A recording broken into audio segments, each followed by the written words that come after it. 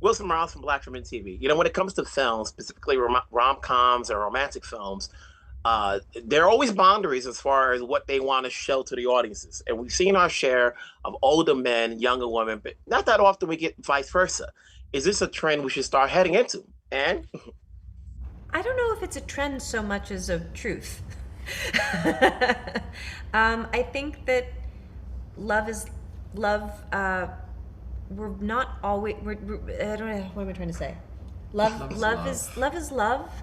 Love is gorgeous. Love is rare. Love is to be cherished and nourished and personal.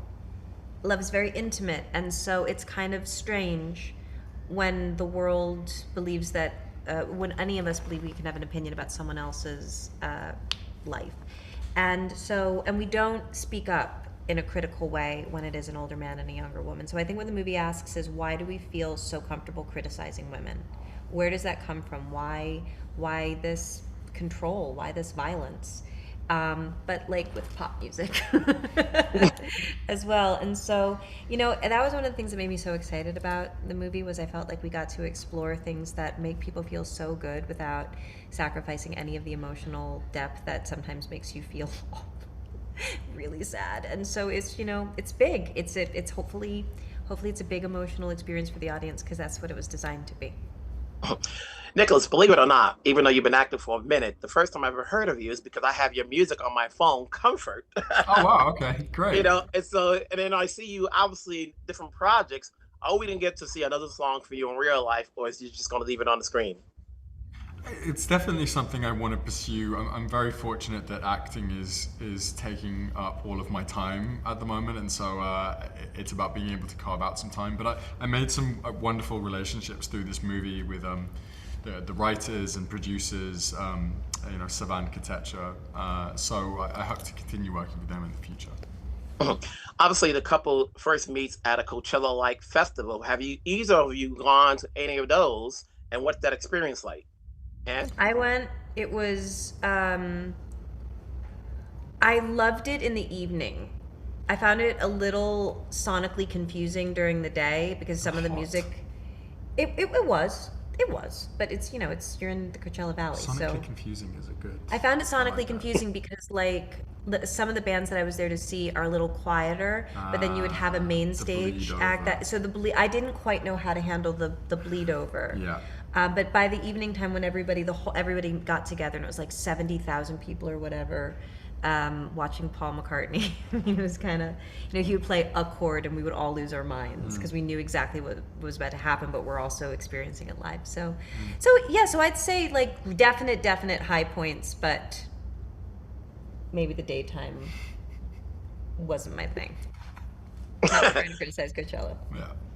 yeah, either way, there's a lot that's in this movie that everybody's gonna relate with, whether it's the music, the romance, the age difference. Who knows? Congrats on the film. We'll talk down the road. Thank you so Thank much. you. Thank you. It's Wilson Morales from Black Women TV. Hey, Michael. Hey, It's good to how see you are again. you? Good, good. Now we can talk again. Now that I've seen the Yes, movie. So when you do a movie that's based on a book, what is the challenge in adapting it? And obviously, everybody has to take liberties to some extent, but to make it not only your vision, but to the vision that pleases both the author and the audience. I, it was very important to all of us that the movie, that the spirit of what people loved so much about the book, and Robin's writing was hopefully still in the film.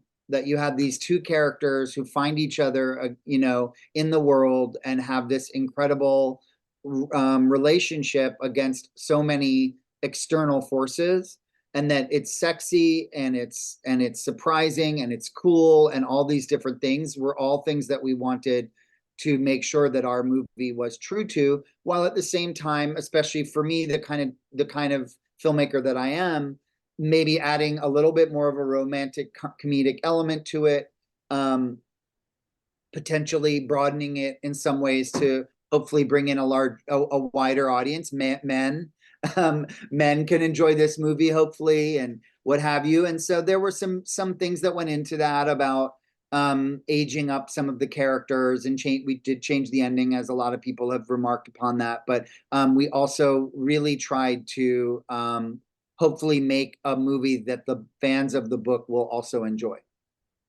You know, you said extreme forces. I look at it as boundaries. You know, when it comes to love, the heart wants what it wants, but there are boundaries to see whether or not it can make it work. Obviously, when we look at this story, a rom-com, and obviously, you know, the host premise is that she's an older woman.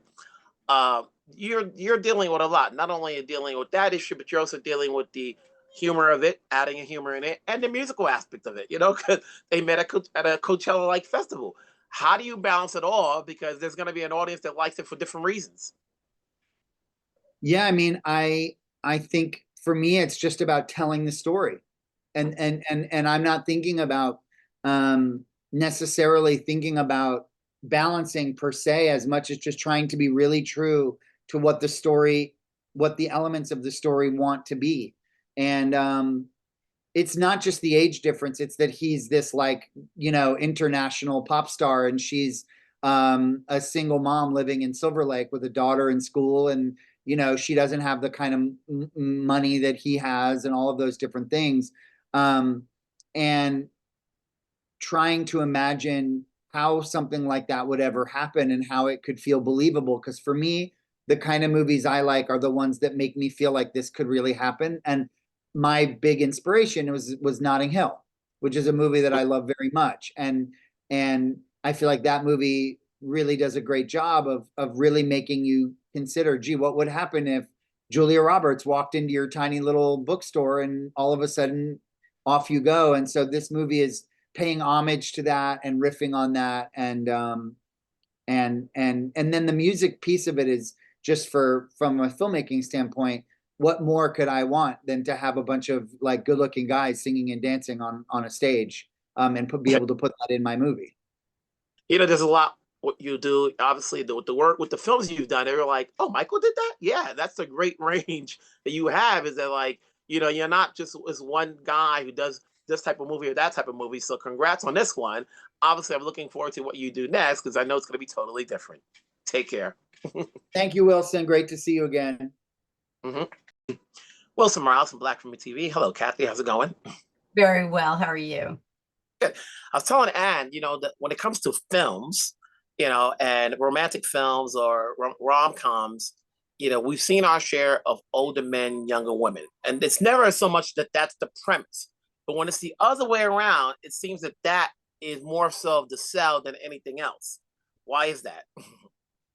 I think we're investigating the double standard. You know, why is there such a societal acceptance of older men and younger women? And why does it still seem so outrageous, you know, that an older woman could be with a younger man?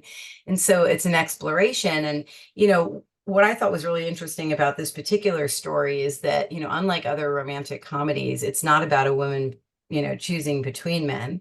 It's about a woman choosing to be happy, and that happiness can come in any which way. And not only is he younger than her, he's also really different from her. I mean, he's never had a family.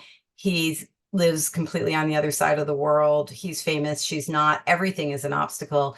And I think what we wanted to try to do was sort of point out that age may be one of them, but it wasn't even the biggest one in their case, really. It was about society not wanting this famous guy to be with one particular woman. Mm-hmm. Now, this is a movie is coming from a book, and obviously liberties have to be taken.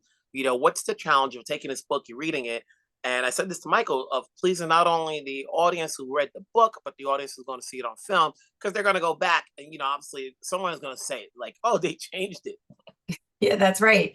I think that, you know, every time that I've done this, and I've done it multiple times in my career, you know, adapting a book it's about, you know, keeping the spirit and the energy of it, because it's kind of ridiculous to think that a book could even be a film when you think of the book being so internalized and the film being so externalized.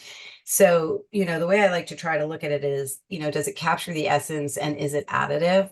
And in the case of our particular version of it, you know, we literally add a slightly different ending and a few other kinds of things. And our hope was that if we could get into the minds and the hearts of the fans who loved the book, we could give them more and surprise them with a new way to rediscover it. Mm-hmm.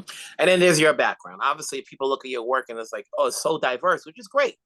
So what goes into the projects you choose to produce?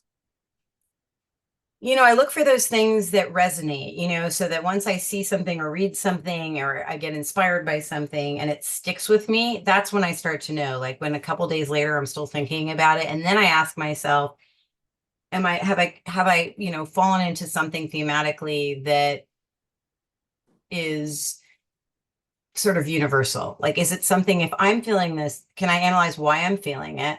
And would other people be feeling it too? And I kept thinking when I was reading the book, like, why doesn't she just stay safe and go self-actualize in her yurt, and then she won't have to deal with any of this stuff? And the fact that I was asking myself that question made me wonder what was wrong with me. Like, of course, one should be open to more human contact and love, in their lives. But I thought if women were feeling a little bit like, hey, I've done it, like I've had the family, I've had the kid, I've had the career, I'm just totally fine, stay out of my space. You know what I mean? That if that was a collective, it would work. And I think that really has hit a chord. Hey, you got one film here under the books. Let's see if rom-coms can come back up. They never go away. They just turn up, go topsy-turvy. So They do. I don't think they can't go away because we have to keep figuring out, how to find love. And I want to bring them back. Frankly, I think it's time. So I hope that we can do it in a way that's fresh and interesting and newer for audiences so that they embrace it going forward. Well, let's hope this film makes it so. Take care. Thank you so much. Bye.